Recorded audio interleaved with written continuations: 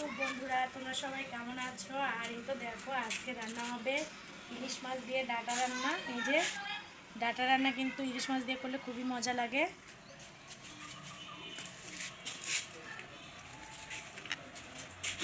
এখন কিন্তু এই যে ডাঁটাগুলো কেটে নিচ্ছি, আর নতুন জিনিস খেতে ভালোই লাগে।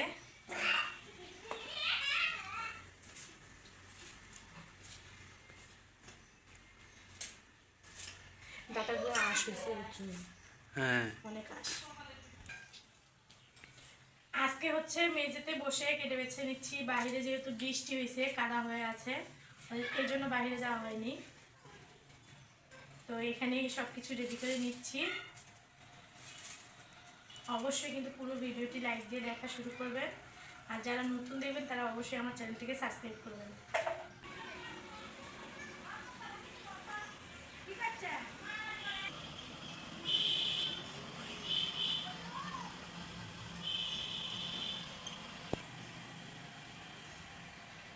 তরকারির মধ্যে কিন্তু 2টা আলু দেবো। আলু না দিলে আসলে খালি রান্না করলে ভালো লাগবে না। কুমড়াগুলো নিচ্ছি, বুঝছো, যেগুলো গোড়া সেগুলো রেখে দেবো। কেন? সেগুলো কি সমস্যা? ওগুলো হচ্ছে ভালো লাগবে না রান্না করলে, ওগুলো হচ্ছে করবো, চচ্চড়ি করবো এক সময় করে খাও। হ্যাঁ, অনেক ভালো লাগে। বৃষ্টির মধ্যে ভিজে গিয়েছিলাম, তো জামা কাপড় চেঞ্জ করলাম, করে এই যে ডাঁটা আলু বেগুনগুলো ধুয়ে নিচ্ছি। আমি কিন্তু 2টা বেগুনও দিয়েছি। ডাঁটার মধ্যে কিন্তু বেগুন দিলে ভালো লাগে। বেগুন খেতে ভালো লাগে না ডাঁটার মধ্যে? হ্যাঁ, বেগুন খেতে ভালো লাগে। এই যে ধুয়ে নিলাম। তো এদিকে এই যে মাছগুলো কেটে নিয়েছি। এদিকে এই যে বাটা মশলা রেডি করে নিয়েছি, জিরে বাটা আর হচ্ছে পেঁয়াজ বাটা। তো এখন হচ্ছে রান্না করব। মাছটা আগে একেবারে হালকা করে একটু কষিয়ে নেব।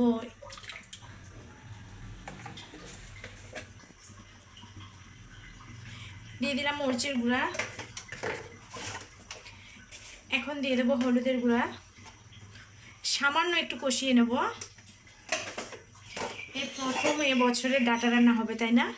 নতুন সবজি কিন্তু খেতে ভালোই লাগবে। স্বাদ মতো লবণ দিয়ে দিলাম। আর আমি কিন্তু তেল দেওয়ার কথা ভুলেই গেছিলাম। আপনাদের ভাইয়া বললো তুমি তেল দিবা না তরকারিতে, তো যাই হোক তেলটাও দিয়ে দিলাম। আর এখন হচ্ছে মাছগুলো দিয়ে দেবো। এই ছোটো ইলিশের স্বাদ বেশি, বুঝছো।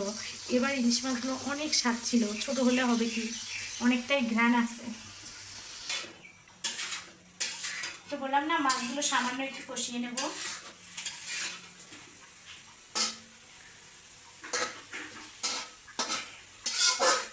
এখন একটু হালকা করে পানি দিয়ে দেবো। আর এই যে বললাম না, হালকা করে কষিয়ে নেবার জন্য হালকা করে পানি দিয়ে দিলাম। আর এইটা হচ্ছে ঢেকে দিলাম। এখন হচ্ছে মাছটা নামিয়ে নেব। বললাম না, খুবই হালকা করে কষিয়ে নেব। এই যে আমার কষানো হয়ে গেছে, যেহেতু ডাঁটা দিয়ে রান্না করব।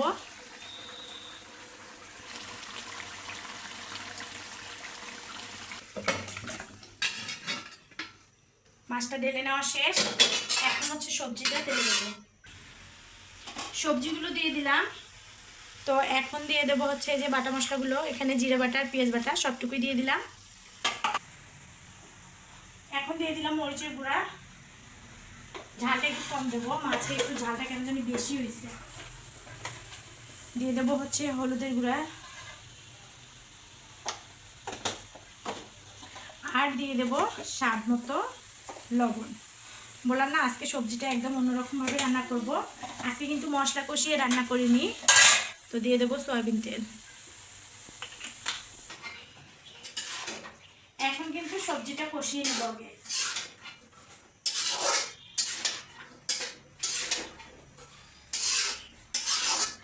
প্রতিদিনই আসলে মশলা কষিয়ে রান্না করা হয়, তো একদিন আসলে অন্যরকমভাবে রান্না করলে কিন্তু খেতে ভালোই লাগে। এখন হচ্ছে আমি আর ঝোল ব্যবহার করব না, যেহেতু সবজিতে হচ্ছে ঝোল আর কি যে অলরেডি বের হয়েছে। তো এখন আমি ঢেকে দেবো।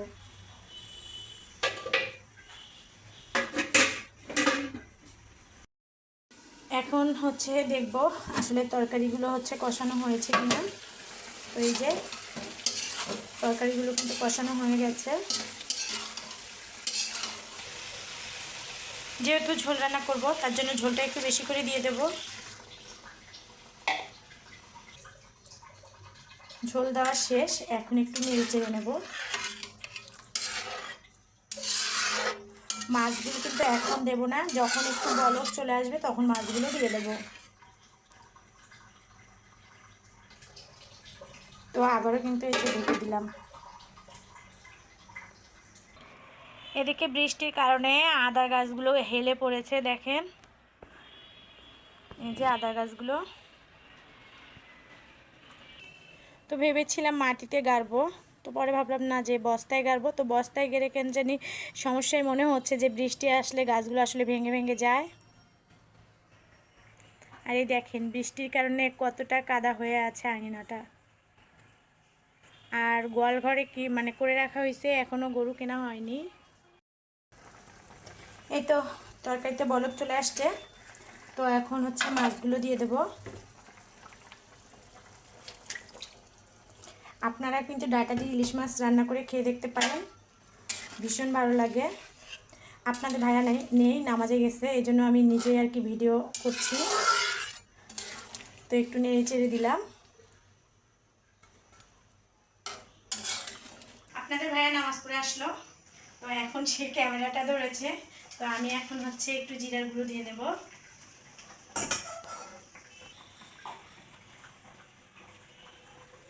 হালকা করে একটু জিরার গুঁড়ো দিয়ে দিলাম, যাতে যেন আরও একটু বেশি স্বাদ হয়।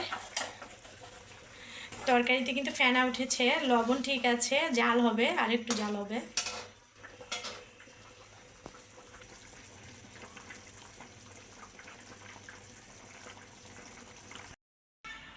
তো আমার তরকারি রান্না হয়ে গেছে, এই যে ডাঁটা দিয়ে ইলিশ মাছ রান্না। তো তরকারি রান্নাটা আপনাদের কাছে কেমন লাগলো অবশ্যই কিন্তু কমেন্ট করে জানাবেন, ঠিক আছে? তো আজকে এই পর্যন্তই। আজকে খাওয়া দাওয়া দেখাতে পারছি না, ভাত হয়নি, কারণ ছিল না। তো সবাই ভালো থাকবেন, সুস্থ থাকবেন, আল্লাহ হাফেজ।